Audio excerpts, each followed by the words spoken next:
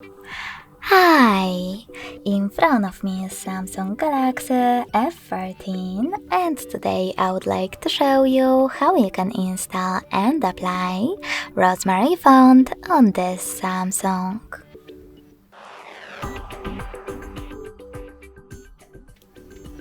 You need to begin by opening Devices Settings.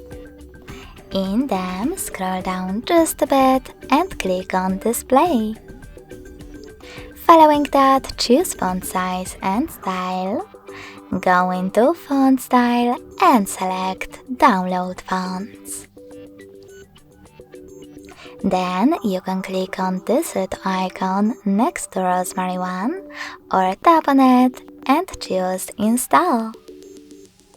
Following that, you can choose apply right away or go back and tap on Rosemary from the list. Thanks so much for watching. If you enjoyed this video, smash that like button, comment and subscribe.